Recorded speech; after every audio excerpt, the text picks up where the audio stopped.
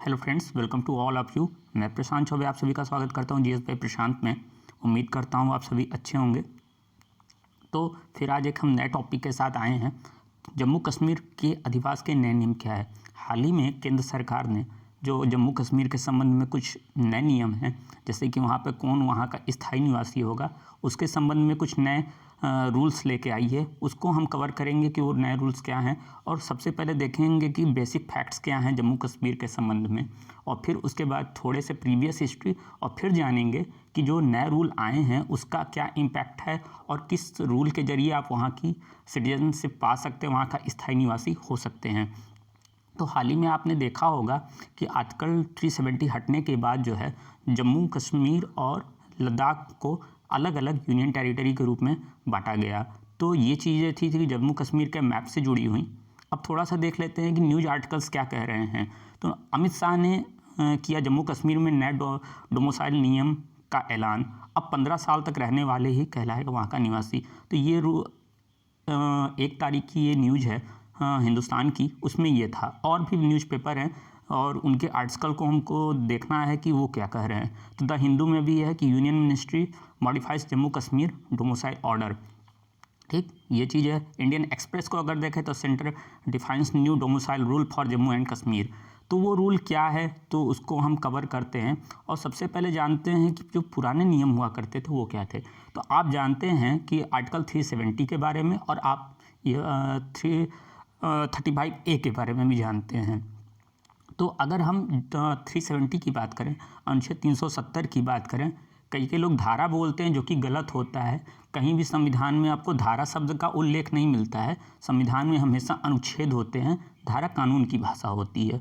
तो जम्मू कश्मीर, इसके तहत जो जम्मू कश्मीर राज्य को जो थी विशेष स्वायत्ता मिली थी, और यह संविधान में जम्मू कश्मीर राज्य की सहमति से जो है राष्ट्रपति के आदेश से 14 मई 1954 को जोड़ा गया। ये कभी कभी आ जाता है क्वेश्चन कि कब जोड़ा गया, तो 14 मई 1954 को जोड़ा गया।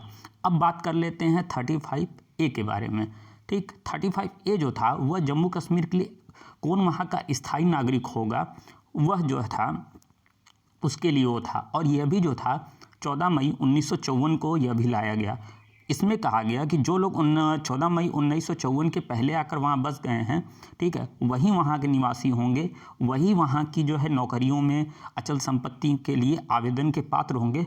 बाकी और कोई जो है वहाँ का नागरिक नहीं माना जाएगा।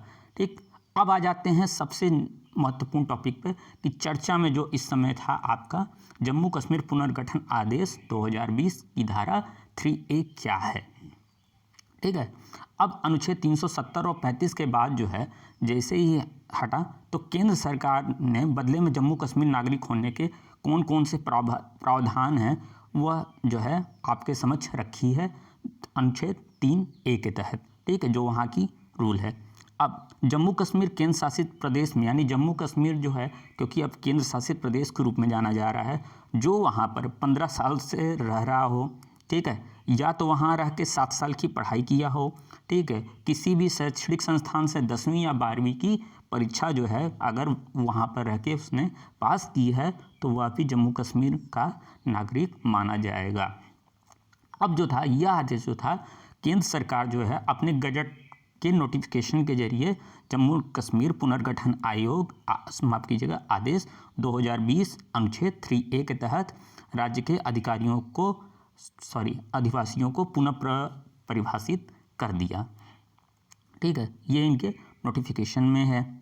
अब आ जाते हैं कि इसमें उन लोगों को भी नागरिकता मिलेगी जिनके माता पिता जम्मू कश्मीर में पोस्टेड हैं, यानी सेंट्रल गवर्नमेंट के जो लोग एम्प्लॉयज़ हैं, जो वहाँ पर काफ़ी सालों से रह के भारत सरकार को अपनी सेवाएं दे रहे हैं, ठीक है, उनको भी वहाँ की सिटीजनशिप मिलने के राइट्स मिल गए हैं इस 3A के तहत। ठीक है, और इसमें देखिए सभी अखिल भारतीय सेवाओं के अधिकारी, केंद्र सरकार के सार्वजनिक उपक्रम, पब्लिक बैंक सेक्टर जो हैं, केंद्रीय विश्वविद्यालयों में जिन्होंने 10 वर्ष तक सेवा दी है, यानी जो उपकुलपति हुए, कुलपति हुए, रजिस्ट्रार के रूप में जो सेवा दिए हों, वह जो है वहाँ पर सिटीजनशिप पाने के हकदार हैं।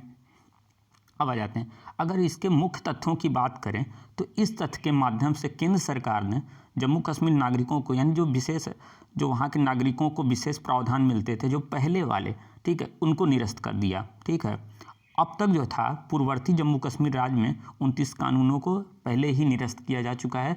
जो कि उनके कानून थे उनको निरस्त कर दिया गया है। जो रणवीर संहिता थी उसको निरस्त कर दिया गया। अब वहाँ भी भारत की आईपीसी, भारत की सीआरपीसी लागू हैं और 109 जो कानून थे उसमें संशोधन किया गया है। अब कौन जारी करेगा ये प्रमाण पत्र? तो अधिनियम का प्रावधान जो है वो तहसीलदार को जो है अधिवास जो प्रमाण पत्र है वह जारी करने का प्राधिकारी माना जाएगा। सक्षम अधिकारी वो रहेगा। तहसीलदार जो हैं वहाँ पर इस प्रमाण पत्र को जारी कर सकेंगे। अब थोड़े से इसके कंक्लूजन पे हम आ जाते हैं कि इसके कंक्लूजन को अगर हम देखेंगे क्या है, तो यह आदेश जो है बाहर जो है राज्य से बाहर रह रहे जो लोगों को राज्य में नौकरी और अचल संपत्ति अधिग्रहण करनी, यानी राज्य से बाहर हैं मतलब हैं तो अपने नागरिक, या जो बाहर के हैं वहाँ पर आके अपनी सेवाएं दे रहे हैं 15 साल, 20 साल, 25 साल से, तो वह भी जो है इन सेवाओं को प्राप्त कर सकेंगे। मेरा जहाँ तक मानना है यह आदेश राज्य को एक वास्तविक अर्थों में जो है भारत के साथ जो है स्वीकृत करेगा। मतलब उसको ये लगेगा कि हाँ हमारे साथ जो है किसी प्रकार का भेदभाव नहीं हो रहा, क्योंकि ये राइट सभी को नहीं मिल रहे हैं या कुछ ही लोगों को मिल रहे हैं। इस वजह से बहुत ज़्यादा इस पर डिस्प्यूट नहीं होगा। तो उम्मीद करते हैं आपको चीज़ें अच्छी लगी होंगी। अच्छी लगी हो तो चैनल को लाइक कर दीजिए, सब्सक्राइब कर दीजिए, और अगर इसकी आपको पीडीएफ चाहिए तो मैं अपने टेलीग्राम डिस्क्रिप्शन बॉक्स में डाल दूंगा उसके चैनल को, और आप वहां से इस पीडीएफ को प्राप्त कर सकते हैं। तो अभी के लिए धन्यवाद, नमस्कार और जय हिंद।